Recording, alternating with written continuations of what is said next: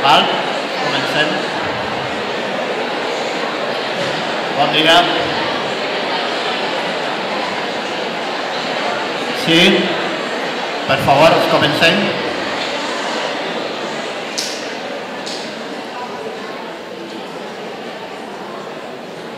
Bon dia, bona vesprada. Em toca a mi fer la presentació, que fer-la després del meu company Miquel Àngel, que té aquesta veu tan dolça i tan exquisita i s'ho prepara també, és un repte important. Malgrat tot, vaig a intentar presentar-vos la següent activitat i les persones que estan amb nosaltres compartint el seu treball i el seu coneixement.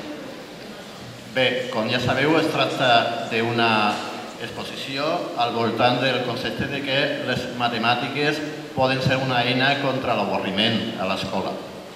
Ells i ella són Cecília Calvo, que és professora de l'Escola Sadako de Barcelona, i David Barba és professor emèrit del Departament de Didàctica de les Matemàtiques de la Universitat Autònoma de Barcelona. Cecília és d'un país d'Amèrica Latina, d'Uruguai, va vindre a fer el doctorat. David no li va donar classe, però 15 dies abans d'anar-se, que ella tornara a Uruguai, es varen trobar per el passadís i es varen enamorar professionalment i crec que també personalment, però això no sé si estic autoritzat a dir-lo. Sí. Tampoc volem que feu molta gràcia en allò de Barba, que és el seu cognom, i de Calvo, que és el primer cognom de Cecília.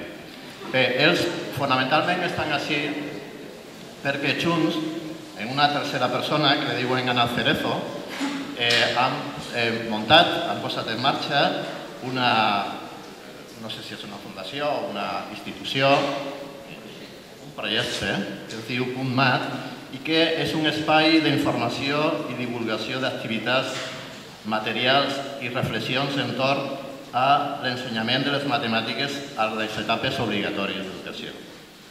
Pretén ser una eina útil per a preparar la feina diària a les escoles. Sense més, us deixem Cecília i David. Gràcies per vindre.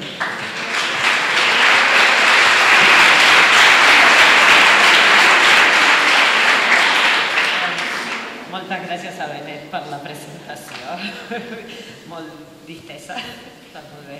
I moltes gràcies a COE per convidar-nos i a vosaltres per estar disposats a escoltar-nos durant una estoneta. D'acord? David, vols parlar sobre el títol de la... Sí, això de matemàtiques contra l'avorriment podia donar, en primer lloc, que sou no se sé. I ara? Vale. Veureu que abans de tot soc un gran professor de valencià, perquè amb una noia d'Uruguai que parla en valencià així realment val la pena. I això de les matemàtiques contra l'avorriment no és que vinguem a fer aquí una xerrada de matemàtica lúdica, sinó amb les matemàtiques hi ha moltes estones que semblen necessàries on els nanos i les nenes s'avorreixen i nosaltres venim aquí a presentar una cosa petita que és unes activitats per venir a substituir estones d'avorriment i a més que facin pensar bastant als nens, sense més pretensió d'això.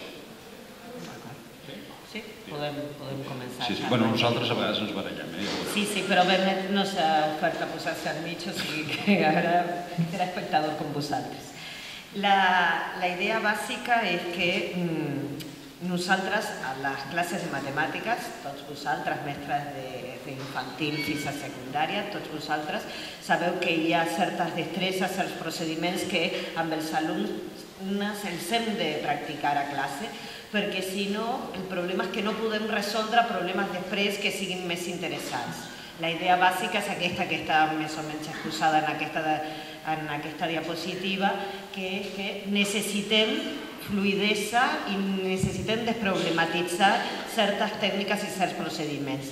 I en tant que això ho tenim en ment, la proposta que us fem és de com podem treballar aquestes estones d'una manera en què no només complim amb aquests objectius, sinó amb altres dos. Un, que és el que comentava el David, que era el de no avorrir els nostres alumnes, i un altre de fer veritable activitat matemàtica. D'acord?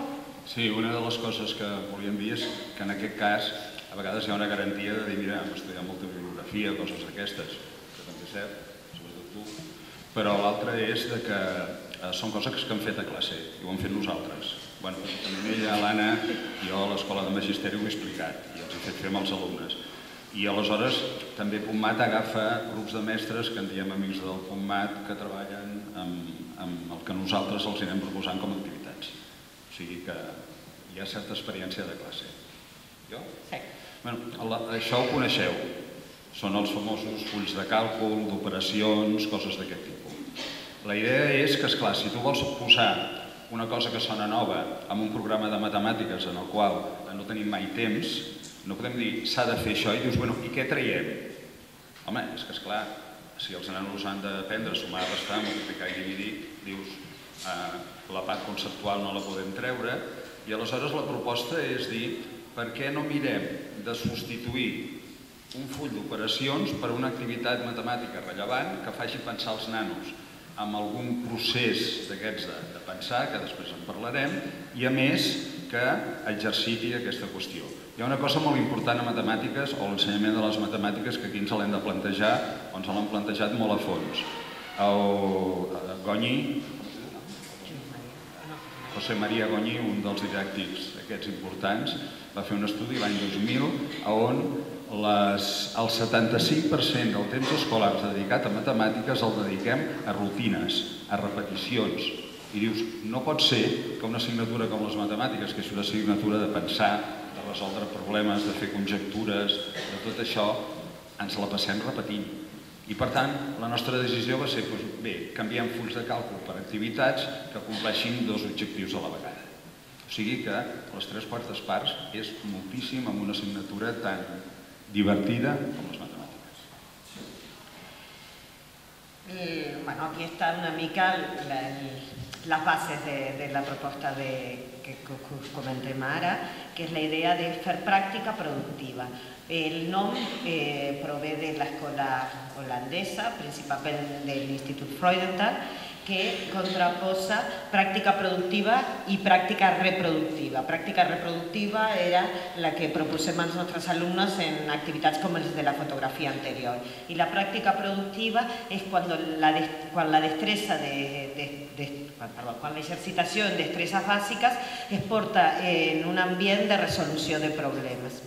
I amb propostes flexibles. Això era molt important perquè vosaltres segur que us passa el mateix que a mi. En l'aula teniu un ventall molt ample d'alumnes que els teníem també fa 10 o 15 anys, però ara la nostra preocupació per atendre aquestes diferències és molt més gran, nosaltres estem molt més sensibilitzats i el que volem és no haver de preparar 3 activitats diferents per a cada moment de classe. Una pels que tiren poc, uns pel gruix de la classe i una altra pels que van massa ràpid. Per tant, la idea és que aquestes propostes nosaltres creiem que tenen una característica de flexibilitat que donant instruccions diferents al voltant de la mateixa tasca podem atendre la diversitat dels alumnes. Un comentari que volia fer al respecte d'això. La preocupació per treballar en les classes de matemàtiques, la resolució de problemes, és antiga, d'acord? Porten més o menys 30 anys on totes les xerrades a les que assistim sobre didàctica de les matemàtiques focalitzen molt en el fet que les matemàtiques no són la reproducció de rutines que nosaltres dèiem, que esmentava el David, sinó que és principalment resoldre problemes. Els matemàtics el que fan és resoldre problemes. I el tema era que totes les propostes que ens feien sempre quedaven la resolució de problemes en la classe de divendres o, com si mirem un llibre de text, la resolució de problemes està al final del capítol, en uns exercicis que estan al final. I la idea era que no entrava la resolució de problemes com una activitat bàsica i de cada dia perquè nosaltres, els mestres, érem molt conscients que necessitàvem desenvolupar i exercitar rutines. I, per tant, si nosaltres posem separats resolució de problemes i exercitació de rutines, el que pot passar és que fem exercitació de rutines i mai tinguem temps per fer la resolució de problemes. Pensem que potser aquest tipus d'activitats és una manera de fer les dues coses al mateix temps, en simultani, i això podria passar que no quedessin relegades. Vols comentar alguna cosa? Sí, però has parlat tant que no me'n recordo. Ah, d'acord. Però tu pots parar-me, recorda. No, tu. Bueno, la idea bàsica és que quan nosaltres diem que la pràctica productiva, a més de l'exercitació de la destressa en concret, persegueix altres objectius i objectius que potser són més matemàtics, en el sentit més propis de l'activitat matemàtica, estem parlant d'això. Estem parlant del pensament exhaustiu o pensament sistemàtic o això que davant d'un problema analitzem totes les possibilitats, una habilitat que a més serveix completament per la vida diària, no només per les matemàtiques, no? La cerca de patrons i regularitats. Els matemàtics, el que són, si són alguna cosa, els matemàtics són buscadors de regularitats. Busquen els patrons allí on els altres no veiem els patrons. I per això hem de preparar els nostres alumnes. Una cosa només, deixem la presentació a disposició d'ACOE, o sigui que la podem penjar en la pàgina web vostra, o sigui que no us preocupeu per prendre notes i gaudiu una estona. Molt bé, doncs altres són conjecturar i prova, connexions entre matemàtiques i per sobretot, i una competència que nosaltres posem per sobre de totes aquestes és la competència comunicativa, d'acord? De la que ja parlarem una mica, que el que volem amb aquestes activitats és fer parlar a l'alumne sobre què està pensant, sobre com ha arribat a la solució, que l'expliqui a un company, que comparteixen i discuteixen sobre estratègies. Sí, quan dèiem això que eren per nivells diferents de nanos, esclar, una de les maneres és, si hi ha un problema determinat, la idea és que la majoria d'alumnes el sàpiguen fer. El que passa és que un cop l'han sabut fer, tindràs un tant per cent d'alumnes, però que són aquells que t'has de plantejar ja si és que han de repetir o han de tenir alguna ajuda així, que cadascú a un nivell determinat d'abstracció contesta el problema. Un dirà per Arbeca, tornarà per no sé on, t'omplirà 3 fulls, mentre l'altre t'ho farà en 2 línies. O sigui que la categoria o l'abstracció de diferents respostes de nanos fa que cada nano treballi al seu nivell. I la idea seria aquesta. Ara que es parla de l'avaluació i la paraula aquesta de rúbriques, que no sé si per aquí ha arribat o no, en el fons la idea d'una rúbrica quina és? Que tu poses un exercici determinat i dius qui són els alumnes potents en matemàtiques, els que fan aquest tipus de resposta, però és que seran 7 o 8. Després, uns altres faran una resposta mitjana, els altres faran una resposta, diguem-ne, de baix nivell, que segurament a l'altre any pujarà amb el nivell superior. I d'aquesta manera, proposant problemes, diguem-ne, que es puguin resoldre de maneres diferents, posarem exemples, que es puguin resoldre de maneres diferents, tens tots els nanos fent feina a partir d'on surten, i això ho fan a classe, i no amb feina diferenciada. Encara més, no és que posarem exemples, és que a partir d'ara tots seran exemples. Només seran aquestes unes pincellades per ubicar-nos per on anava la proposta. Sí, i a la tarda sí. No, d'aquí a les 12 i 10. A les 12 i 10 farem 2 tallers, un per primària i un per secundària, on els que vinguin sereu vosaltres els que fareu els exercicis. Jo crec que no és legal fer propaganda aquí. Jo pensava que no sé, suposo que la gent podrà aprendre, no? Que tu tens el micròfon aquí i pots fer propaganda del teu taller i... No, però aviam, hi ha un 10% de gent que li agraden les matemàtiques, els altres no. A més està d'acord amb la manera de la propaganda. Ah, d'acord. Molt bé, continuem. Això, continuem. Només hem triat exemples. I com nosaltres sabíem que més o menys aquí hi havia un públic on alguns sabia d'infantil, altres de primària, altres de secundària, hem triat alguns exemples pensant en complir amb el que nosaltres pensàvem que eren les expectatives de grups molt diferents. Per tant, presentarem uns exemples relacionats amb restes i uns altres relacionats amb divisibilitat. Molt bé, primer venen els exemples de restes. D'acord? per exemple, aquí és l'exemple número 1 de resta. Nosaltres moltes vegades tenim fulls sencers on proposem als alumnes restes entre nombres de dues xifres. I aquesta és una proposta d'una pràctica alternativa, una pràctica que nosaltres considerem que és productiva.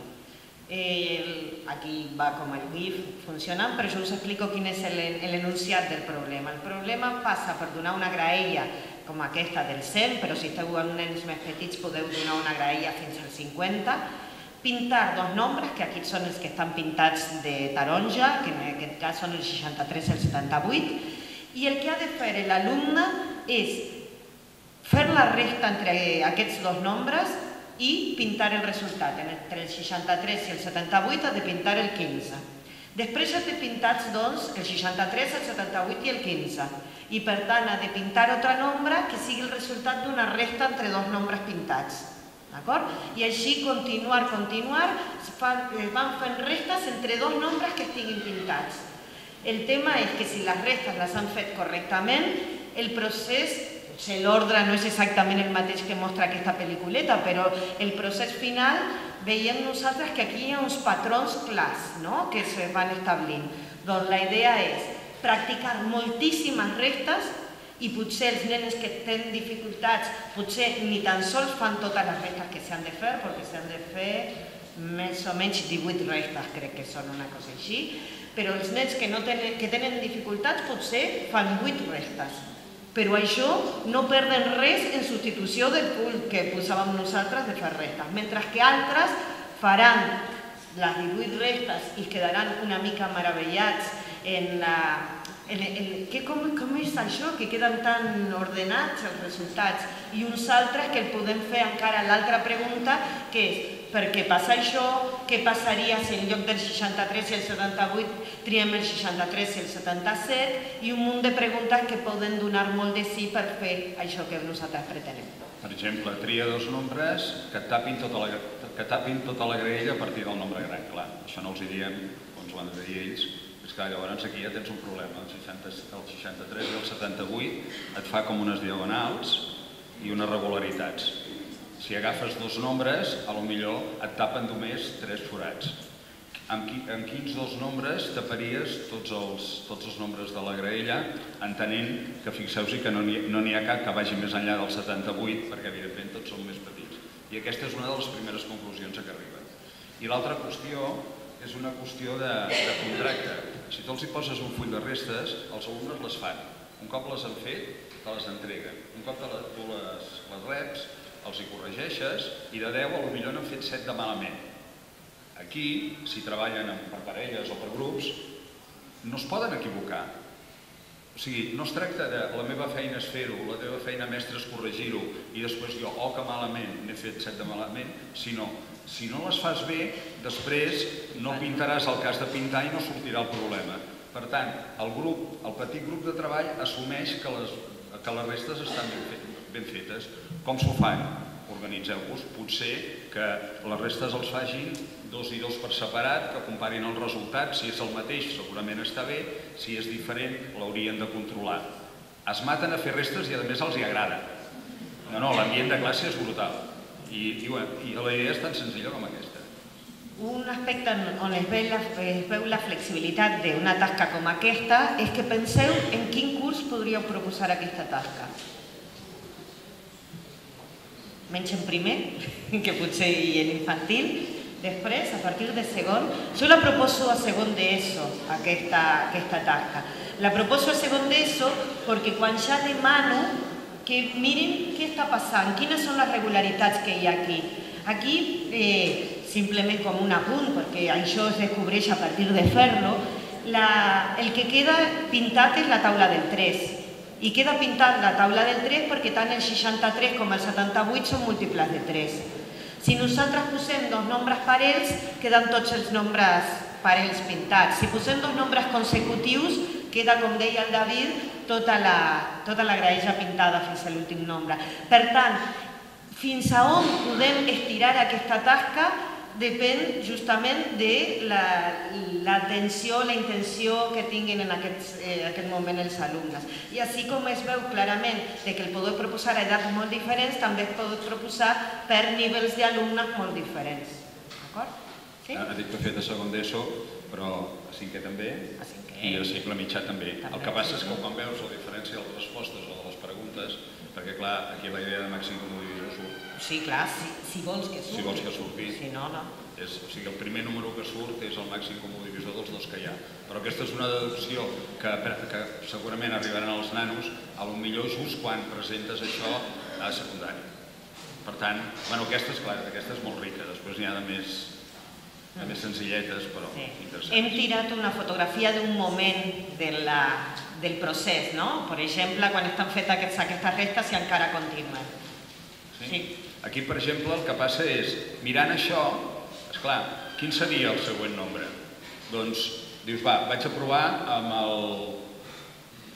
quin? Jo provaria 78 menys 3, però tu... Tu provaries 78 més 3, però potser dius, segur que el 24 ha d'estar pintat de verd, perquè veig la regularitat. Llavors hi ha un tema al currículum que diu patrons i regularitats. Esclar, tu aquest ha de sortir, si no et surt, repassaràs aviam què passa i realment després acaba sortint. Aquesta seria una de les maneres. L'altra, el del 3... Sí, les estratègies que surten als nens moltes vegades quan fas això és que quan troben un nombre molt petit el fan servir molt i això és molt important, diguem, l'eficiència, no? Si surt el 3, el que intento veure si he fet tots els nombres menys 3, perquè restar 3 és fàcil, no? És molt més fàcil que fer 57 menys 45, a veure si ha sortit o no. I quan veus els que van així, tens el 15 i tens el 3, i et diuen, com que tinc el 15 faig 15 menys 3, 12, 12 menys 3, 9. 9 menys 3, 3. O sigui, hi van agafant com una mena de seqüència d'atac del problema amb una lògica matemàtica o d'organització molt i molt bona i veus que ho porten dintre.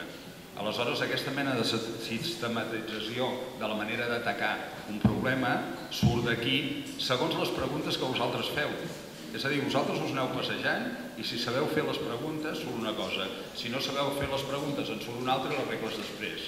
Perquè clar, però dona per molt joc i l'ambient de classe és molt maco. Jo crec que aquest és un exemple paradigmàtic del que nosaltres volem entendre que és la pràctica productiva. És una pràctica que està substituint clarament una fitxa de restes, d'acord? Però el que fem és activitat matemàtica d'alt nivell, diguem, en relació amb una tasca que abans també fèiem, o sigui que és substitució d'una tasca per una altra. Un altre exemple de resta, d'acord?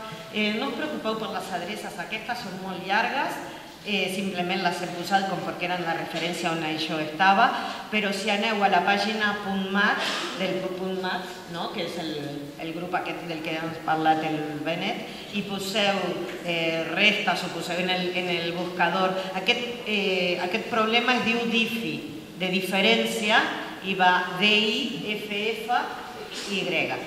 Doncs la idea d'aquesta és exactament la mateixa, també practicar restes. No és que només practiquem restes, sinó que perquè combinés una mica els exemples que posàvem hem triat 3 de restes. La idea bàsica és triar 4 nombres per posar en les 4 cantonades. Aquí, aquí, aquí i aquí. Posem 4 nombres en aquestes cantonades. I després hem de fer les restes. Per exemple, en aquesta del mig el que hem de fer és la resta entre aquest i aquest. D'acord? En aquest del mig, en la resta entre aquest i aquest, i sempre el que anem fent és, en el mig es posa la diferència entre els dos nombres. Diferència positiva, no? O sigui, sempre el gran menys el petit. No importa si estigui a la dreta o a l'esquerra. D'acord? Doncs, la qüestió és, fem unes quantes restes d'aquestes i després preguntem, a veure, en el quadrat de dintre de tot, el que és morat, aquest, no? Us han quedat sempre el mateix nombre, us han quedat tots nombres diferents. A veure, quins nombres podríem posar en les cantonades perquè els de a dintre ens queden tots iguals, o perquè queden 2 iguals i 2 diferents, o perquè quedin 3 i 1. D'acord? I la idea és buscar els patrons. I aquesta habitualment la proposem amb nombres naturals per fer restes, però també es pot proposar amb fraccions, es pot proposar amb decimals, es pot proposar amb nombres enters. Un parell de coses. l'adreça que està posada aquí, esclar, la utilització d'aplets per l'ensenyament de les matemàtiques és un pas endavant fantàstic, perquè et surt això, el nen escriu dintre el quadradet, o sigui, quan hi ha els dos quadradets i ha escrit, ell va apuntant, li va quedant en pantalla, si està equivocat no li accepta, és a dir, que és una autocorrecció constant, des d'aquest punt de vista. I l'altre és que normalment, esclar, si comenceu per tots això a la vegada s'espanten, però si agafes el quadrat gran, el quadrat mitjà i en poses només 3 perquè entenguin com va i després amb l'Applet cada nano va al seu nivell. Llavors aquí és on es fa el treball personalitzat. Diem això però també posem l'adreça del lloc on podeu trobar perquè Commat el que vol és donar recursos perquè pugueu treballar. Per tant entrareu en aquesta pàgina i trobareu directament això si és que ho voleu utilitzar a classe. Un tercer exemple de resta és aquest. Mireu. Està posada una resta ahí que té 4 foradets i en aquests 4 foradets hem de posar un 2, un 5, un 7 i un 8. I la pregunta és quins resultats diferents es poden obtenir. Mentre que els dos exemples anteriors focalitzaven en la cerca de patrons, aquest focalitza en el treball sistemàtic, en el treball exhaustiu, en com organitzar-nos per estar segurs que no ens falta cap resta possible. Sí? Comencem mirant, aquest és el treball d'una nena de 6è, treballant això. Si veieu aquí, la nena és super sistemàtica, perquè comença 87 menys 25 i a baix posa 87 però menys 52, gira el nombre de baix. Després, en la del costat, gira, en lloc de treballar en el 87, treballa en el 78 i així va fent pas a pas per fer un munt de restes, però nosaltres també estem treballant sistemes, mètodes que segueix un per estar segur que no s'ha oblidat de cap possibilitat, ser exhaustiu, ser sistemàtic.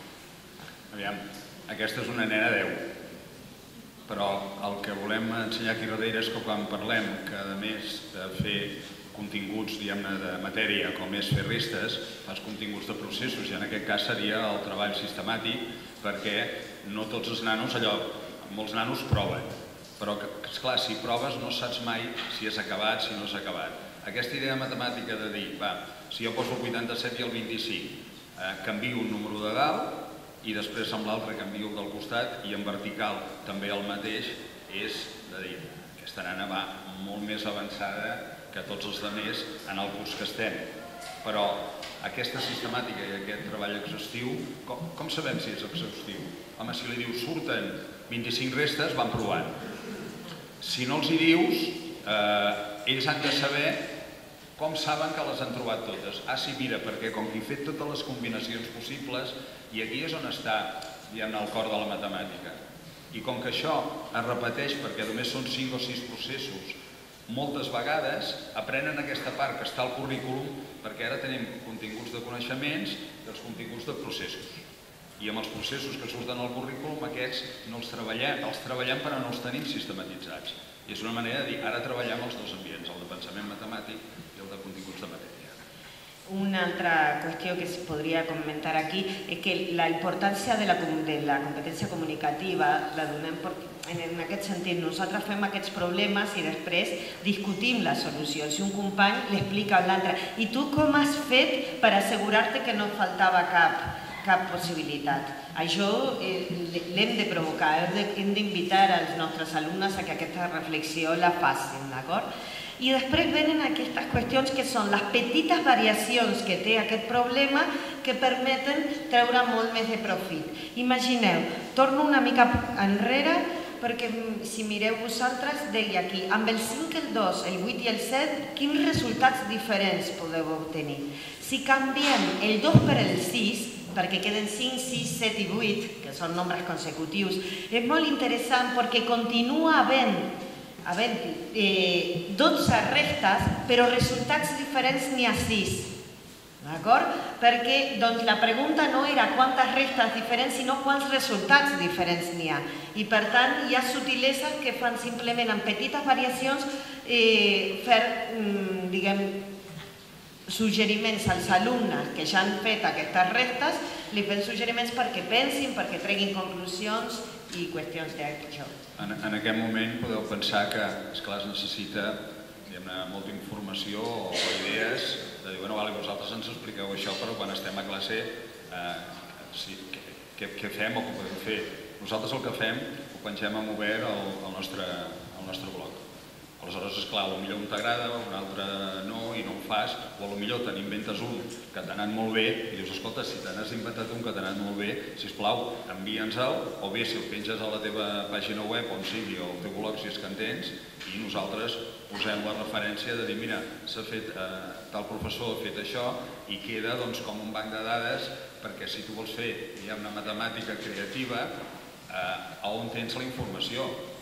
El llibre de text és el que és, però com a mínim sembla que et pugui assegurar que si fas allò anirà bé. Llançar-te a fer aquestes coses sense tenir un suport, i per això hem creat aquest grup que fa... Penseu vosaltres que quan nosaltres estem a cinquè, sisè, que ja tenim un grup d'alumnes que ja això de les restes ho saben fer, s'avorreixen molt quan posem un full de restes, perquè ells ja ho saben fer, no? Imagineu full de divisions, restes aquí, però com a exemple, no? Full d'equacions a segon d'ESO. La idea no importa quin és el procediment que estem treballant. De tota manera, nosaltres aquesta tenim l'experiència d'haver-la proposat i els alumnes que ja saben restar no es preocupen, no s'avorreixen, perquè ja saben que ells el que estan buscant és una altra cosa. No estan fent les restes bé, estan buscant quin és el patró, quina és la regularitat. Per exemple, un comentari que us he fet així, que canviàveu el 2 pel 6 i com havia 4 nombres consecutius, encara que restes n'hi havia 12, resultats n'hi havia 6. I què passa si en lloc d'aquests 4 nombres consecutius trio 4 altres dígits consecutius? Canviaran els resultats, canviarà el nombre de resultats possibles, i tot això dona un ambient de treball que és com inabastable, que hi ha molta cosa a fer i nosaltres el que hem de fer és triar. Darrere d'això hi ha una filosofia que d'alguna manera és que quan fas classe de matemàtiques hi ha tendència a allò de dir, bueno, explicació, exemple tipus i després certa mecànica. Nosaltres des d'infantil fins a segon de secundària, diguem-ne, la teoria o l'explicació no hi és, sinó que surts, però no amb això de la pràctica productiva, sinó que quan volem introduir conceptes busques una situació que porti el concepte inclòs en el problema. Els hi planteges en un context que entenguin i un tant per cent molt alt de nanos te'l soluciona. I aleshores, a partir d'aquí, discutint sobre com és que ha passat això, aleshores és quan arribes al concepte. I així tenen un referent.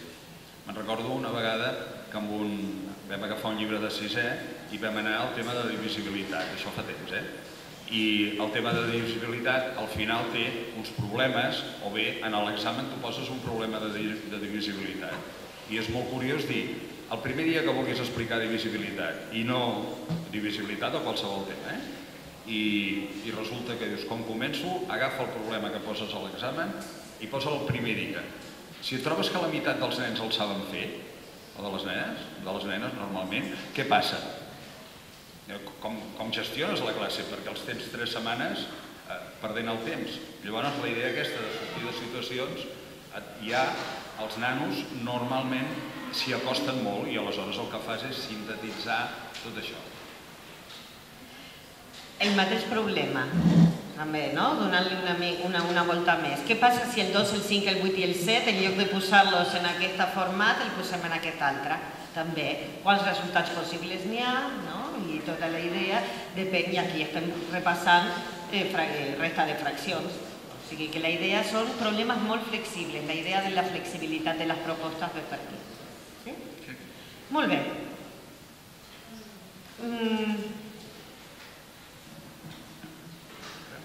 Sí, no, pensava que potser teníem temps de proposar-lo. Si tu expliques el problema... El problema és, això és un arbre.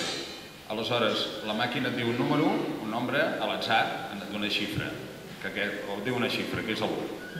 Aleshores, el que et demana és que tu posis una altra xifra i aconsegueixis, per exemple, el nombre parell més gran possible o el nombre parell o el nombre imparell més gran possible. I aleshores la idea és aquesta. Si jo et dono un 7 i vosaltres heu de fer el nombre parell més gran possible, quina xifra triaríeu per fer-ne un de 2? No, això no s'entén perquè explicat no s'entén. Amb el d'allò. Podem entrar? No val.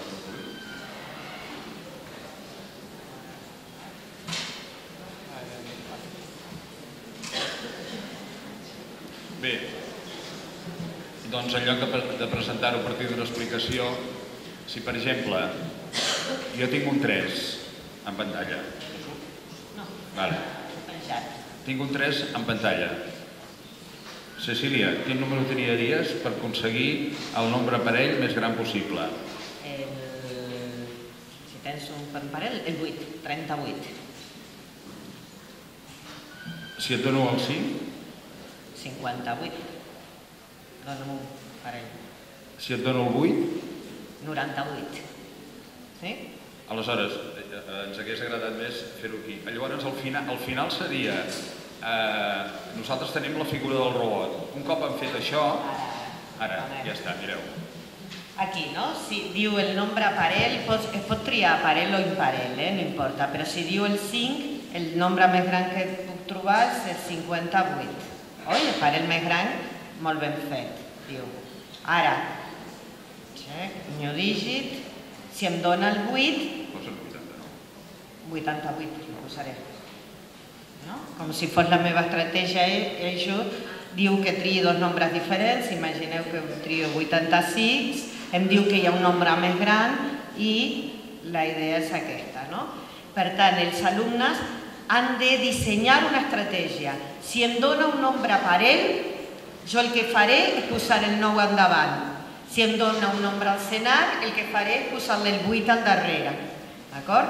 I això simplement és la idea més bàsica de divisibilitat, que és de distingir entre parells i senars. D'acord? Però com veieu aquí hi ha dues adreces. Hi ha dues adreces perquè l'altra, jo he picat aquesta, la 7431, però aquesta altra és per treballar amb nombres de 3 xifres, ens dona 2, hem de trobar la tercera xifra i tenim per aconseguir el nombre més gran múltiple de 3, múltiple de 4, múltiple de 5. La idea és treballar amb les estratègies d'aquesta manera. I no ens quedem només en distingir aquest nombre és múltiple de 5 o no és múltiple de 5, sinó en dissenyar una estratègia per obtenir sempre la resposta correcta. Un dels personatges que tenim a classe és un robot, per entendre'ns, que clar, després d'haver fet això ho poden fer bé, però llavors amb la competència comunicativa dius, vale, ara explica-li amb el robot, i el robot és un nano o ets tu mateix, com s'ho ha de fer per contestar bé. És clar, llavors han de dir, si el nombre que et dona és parell, aleshores posa un 8 a darrere, o posa un 9. Si el nombre que et dona, esclar, arribar a aquesta redacció no t'hi arribaran tots, però els que tiren sí, i depèn de l'edat. I fixeu-vos que aquí la distinció entre parells i imparells, que a vegades es fa, doncs pots fer perfectament amb aquest exercici. Molt bé. Un altre exercici de divisibilitat, i quan parlem de divisibilitat estem parlant, ja veieu, criteris de divisibilitat en el primer exemple, i ara la idea de factors o múltiples. Aquest és un joc que es diu factors divisors i múltiples, justament. Els dos exemples anteriors i aquests són d'una pàgina de la Universitat de Cambridge que es diu Enric, no? I si poseu Enric en la Enrich, en realitat. Sí, no, però si poses Enrich en el Google, ja entres a la pàgina i després simplement posant els 4 dígits, aquests basen les activitats. Tenen moltíssimes, molt variades, i per això en l'anterior us deia 7431, en aquesta 5468, perquè ja després de que fa servir la pàgina de l'Enrich aquesta, simplement has de recordar els noms, anotar els números i ja està. Us explico qual és l'activitat. Està relacionada també amb la graella del 100, de la que ja vam parlar en el primer problema, i consisteix en el següent. Tu, el primer, es pot fer com lúdic, o sigui, jugador entre dos jugadors. Un jugador tria un nombre. Per exemple, aquí el primer que ha triat és el 46, si el veieu aquí. El segon jugador ha de triar un nombre qualsevol de la graella, o sigui que no hagi sigut triat abans, que sigui o múltiple o divisor. D'acord? I aquest, el segon jugador, tria el 23. El primer jugador tria, o el tercer, perquè no cal que sigui, no és un joc competitiu entre dos, depèn com el plantegeu. Ha de triar un divisor o un múltiple del 23. I si el feu en un ambient lúdic podria acabar-se quan no hi ha ningú que pugui ja triar ni múltiples ni divisors perquè ja s'han fet servir tots. D'acord? Però això seria, diguem, en un ambient lúdic. Però després podem posar en un ambient d'investigació i podria ser, per exemple, quina és la seqüència més llarga que pots fer de nombres? Quin nombre has de triar i com has de fer? Perquè aquí hem trobat una seqüència de 21 nombres abans d'acabar. Però quin nombre, com pots triar perquè sigui la més llarga? Quina és la seqüència més curteta que pots triar, d'acord, perquè s'acabi el joc? I doncs, repasses molt múltiples i divisors, però a més has de buscar regularitats, has de buscar conjectures de què he de fer perquè, clarament, quina és la idea intuïtiva que teniu vosaltres per saber que hi hagi pocs en aquesta sèrie, que sigui molt curteta. Quins nombres triaríeu? Nombres primers, oi? Amb nombres primers i sobretot imagineu si trieu un nombre primer com el 97. Primer, no? Sí, 97 sí. L'únic que pot triar és l'1, perquè en múltiples divisors del 97 només està l'1 i múltiples de 97 no n'hi ha. I per tant aquestes estratègies són molt bones per pensar. Imagina, si jo estic jugant amb el David, jo faig el 97, el David no pot fer ningú més que l'1 i després trio un altre primer més gran que 50. Doncs ja no hi haurà múltiples i divisors tampoc perquè l'1 ja està triat. I aquesta reflexió és una reflexió molt fina. Alguns alumnes continuaran fent simplement jugant i veure fins que no poden jugar més i uns altres podran anar un pas més endavant. El David quan anota vol dir que està a punt de dir alguna cosa. No, és que si no, després no. La primera conclusió d'aquí és que ja comprendreu que jo no jugo mai contra la Cecília, perquè de seguida em poleix. I la segona que sí que és important és, això no cal entrar-hi de cop, de dir, mira, provaré una activitat cada 15 dies a veure com em va, però hi ha una condició que l'heu de fer abans vosaltres, resolent-la com a adults. Per què? Per poder trobar totes les voltes, perquè amb els que no tiren massa els podràs ajudar, però a la que et surti una estrella, i potser segon de primària, perquè a vegades et deixen parat, doncs dius, bueno, hi jugo, no sé què, i si no et veus segur, doncs mira, ja un dia parla amb algú, juga amb ell i que te l'expliqui, perquè quan estàs allà, el bo és, ell et fa una cosa i dius, i si et poso l'1, tu què diries? Perquè és una situació més bones preguntes, que és el que les matemàtiques, o l'ensenyament de les matemàtiques hauria de ser ara. Dos comentaris. El primer, que es pot fer una graella molt més petita, no cal que sigui una graella del 100, pot ser una graella fins al 40, per exemple, i fer aquest mateix joc. I una altra cosa és que aquesta activitat és guapa de fer amb material manipulatiu. Segurament en moltes de les vostres escoles està aquella graella del 100 que són de butxaquetes on poses els números, no? I per tant tens la graella ahí i cada nen treu la targeta i la posa sobre la taula, no? I va fent això sobre la taula i va traient els nombres. I si no, el feu sobre una graella i on es van tatxant els nombres que van triar. O sigui que després hi ha molta varietat per poder posar-ho. Sí? Molt bé, i l'últim exemple que tenim aquí. Jo crec que estan molt bé exemples, no? Sí, fins i tot haurà per fer alguna pregunta i tal. L'últim exemple que tenim és, imagineu, hem fet criteris de divisibilitat, concepte de múltiples i divisors, i aquí per substituir aquella pràctica realment que està en tots els llibres, que és un exercici de calcula el màxim comú divisor entre 4 i 6, entre 7 i 8, entre 11 i 11, entre 1 i 17, només que aquí està posat en una taula. I està posat en una taula perquè nosaltres volem treure molt més profit d'aquesta tasca que només fer l'exercitació.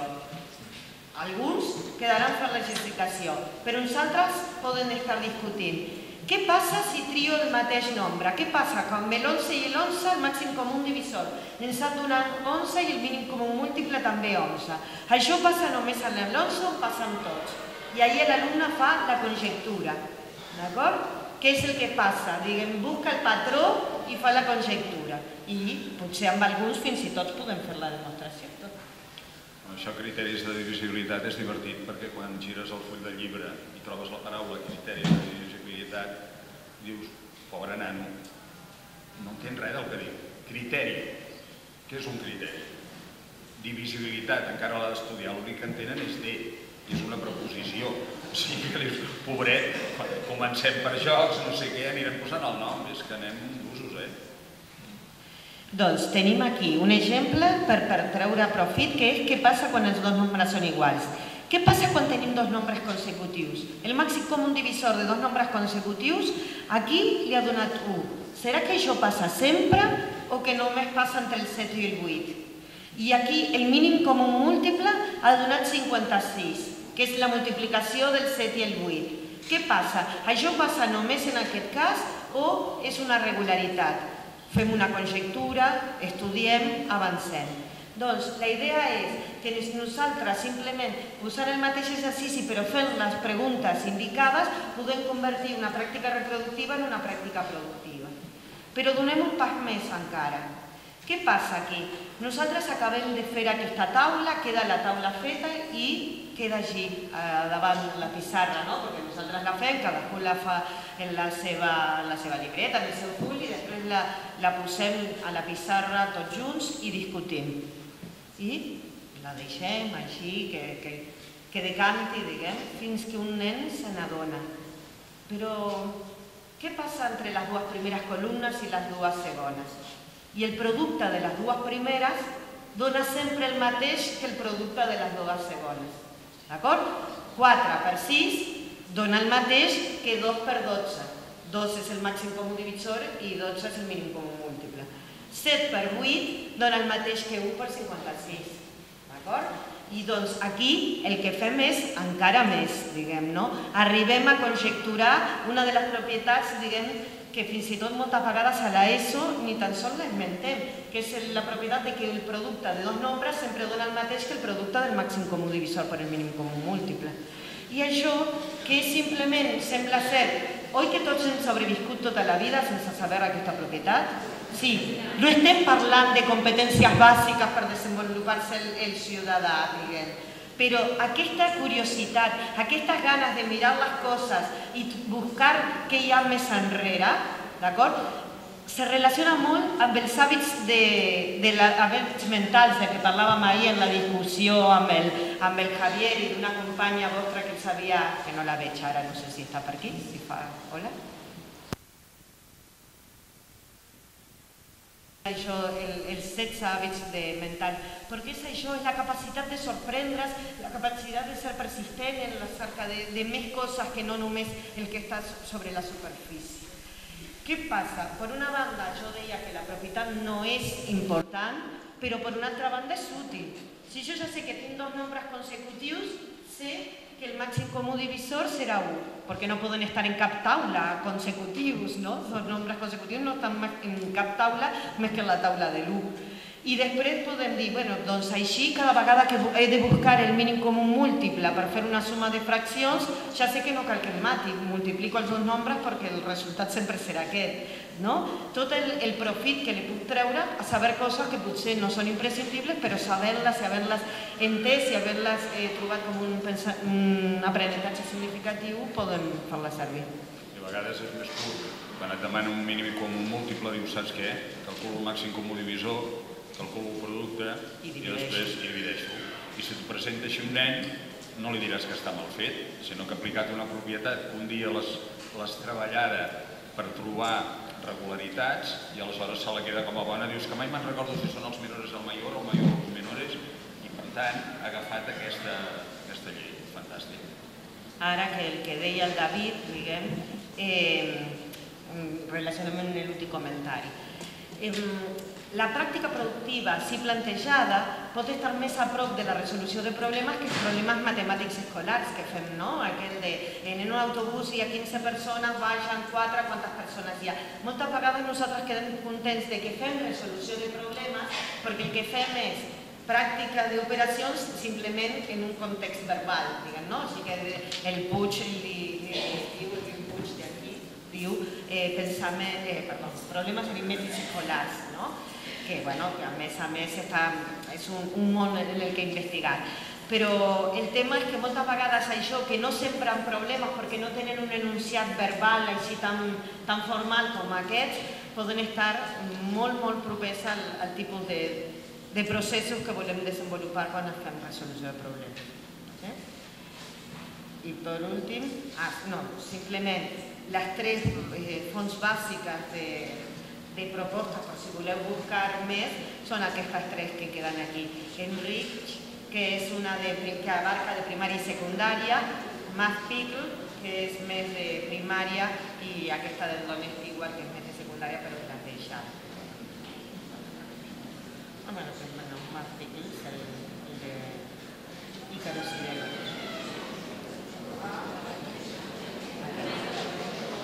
A veure, hem parlat un moment, hem parlat de... les adreces que la voleu copiar, perdó. Aquí. Això mentre continuo parlant. El que dèiem era, nosaltres estàvem parlant aquí de la pràctica amb destreses, diguem, la pràctica de procediments, però no podem parlar d'això sense fer un esment sobre com es presenten aquests procediments. Sí? Pots fer això? D'acord, com podem passar? Sí, no? Ja podem? Molt bé, la idea és aquesta, parlem un moment de quines destreses, de com volem desenvolupar destreses. Aquí fem un salt a l'idea del contingut. Jo comentaré la part de baix. Resulta que primer s'aprenen... Un dels problemes que hem de solucionar és que els algoritmes escrits, sumar, restar, multiplicar, dividir, continuen sent els continguts estructuradors del programa. És a dir, del programa real dels mestres. Quan tu preguntes, vosaltres què feu a quart, et diuen la divisió per 2 xifres. O bé, la famosa resta portant-ne a segon, ara a tercer. I dius, no, però vosaltres el que feu és resolució de problemes de sumar i restar o de multiplicar i dividir. I l'important és això. Els algoritmes són un instrument i fixeu-vos, ocupen el 75% del temps escolar. Després, hi ha moltes coses de matemàtiques interessants que es podrien treballar i s'han de treballar i queden de banda. El que teniu a baix us explicaré la resolució perquè realment se li va posar... Són nens de primer, aquests. Els de dalt no, Es va posar 33 més 38. I el Bernat, que ara està acabant quart d'ESO, ha acabat quart d'ESO, aquest 71 el va posar, però fixeu-vos la manera de resoldre. Per sumar 33 més 38, i aquí estem amb el que dèiem la part de conceptes, no de mecanització. Què fa? 30 més 30, li dona 60, no posa el signe igual. I després fixeu-vos que suma 8 més 2. I després aquest 60 més el 10 del 8 més 2 li dona 70. I després li suma l'1. Què hi ha darrere de tot això? Primer, que han de dominar unes habilitats bàsiques, que és, per exemple, saber comptar de 10 en 10, endavant i enrere, per poder fer sumes i restes. Esclar, si fa 30 més 30, igual s'ho sap de memòria, diu 30, 40, 50, 60, i per això el treu. Segona, una cosa molt important. Nosaltres diem que hem de treballar les descomposicions dels dígits, les descomposicions dels 10. Però per què? Perquè van bé per aplicar-les al càlcul. El Bernat no sap quan són 8 més 3, però com que sap quan són 8 més 2, diu 8 més 2 en dona tal, i després n'hi sumo 1. Aquest procés matemàtic, abans parlàvem de divisibilitat, però fixeu-vos quin pensament matemàtic tan genial hi ha aquí darrere. Com és que hem aconseguit això? No explicant l'algoritme de la suma fins a final de curs. Posant els problemes aritmètics escolars, perquè, esclar, si tu li poses un algoritme que dius 25 més 47, i diuen 7 i 4, 11, em porto una, aquí la idea de desena que estem treballant desapareix del tot. perquè dius 25 i després sumes un 2 de les desenes. Ho deixem enrere, fem això i realment el pas cap a la matemàtica i el fer-la seva, fantàstic. I el de baix us el posaria com a deures, però és una mica el mateix, no? 26 més 66, què fa? 60 més 20, que són 80, no? Després del 6 més 6... Més no. 60, li Ja, afegeix 20 amb una fletxa, perquè, esclar, tota la part del llenguatge simbòlic també l'hem d'anar treballant. I després del 6 més 6 fa 5 més 5 i després més 2. La idea de l'edat és exactament la mateixa en un altre moment, és una altra fotografia del mateix que deia el David. Si nosaltres proposem fer les equacions, que és el 2 que està multiplicant es passa dividint, el 3 que està no sé què fa la raïs cúbica o desenvolupa el cub d'un binomi, no permetim que els nostres alumnes desenvolupen estratègies alternatives. Quan nosaltres diem que en la pràctica productiva el que fem és practicar procediments, no estem dient que el procediment hagi de ser un procediment únic, també parlem d'una flexibilitat en els procediments. Només aquí hem focalitzat en la pràctica, però també en la institucionalització de quins són els procediments que se desenvolupen en l'aula també està. Quan tenen una equació d'aquest tipus, el que fan ells és, l'estratègia es diu cover up, que és tapar 2 per quin nombre em dona 12? 6, o sigui que x menys 7 ha de ser 6. Quin nombre menys 7 em dona 6? El 13. I la idea és que la mateixa llibertat d'estratègia que ha exhibit el Bernat en la part de baix, l'Areia l'exhibia també quan feia equacions.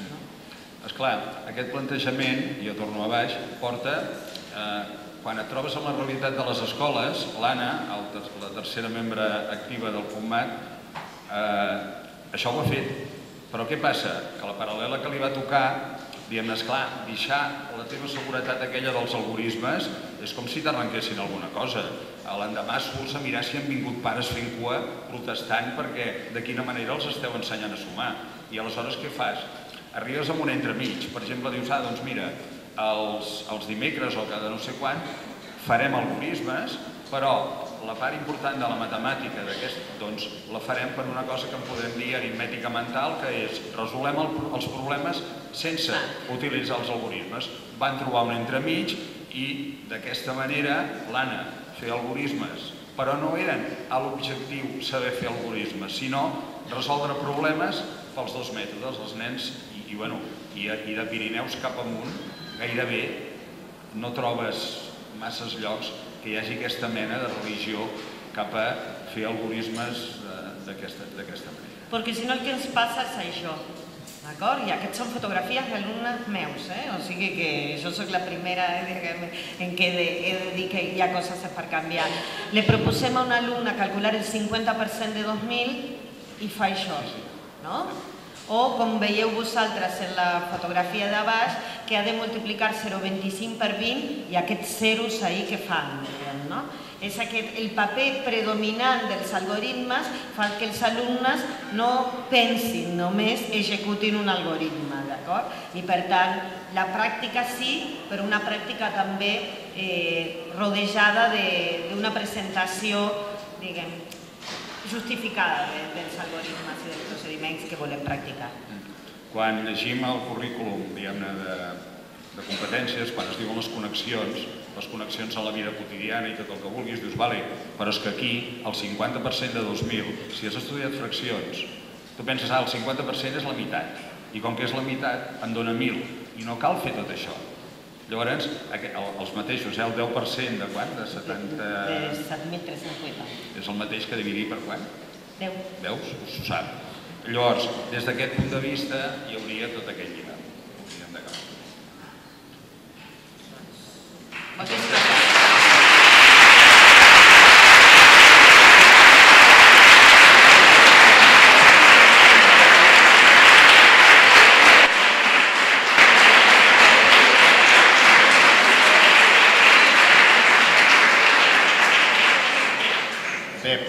Sobretot agrair a les persones, músics, músiques, artistes, gent de lletres i tal, per haver arribat fins al final, que té un mèrit increïble. moltes gràcies en nom dels tres. He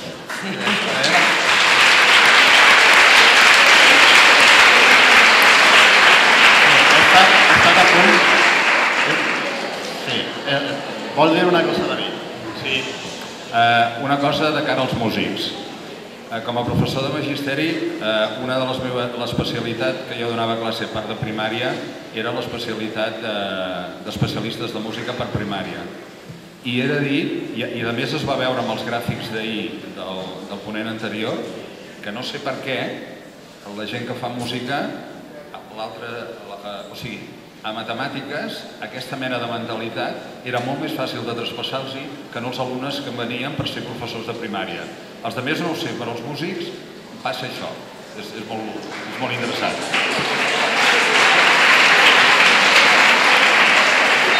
Bé, passem a la presentació de les experiències.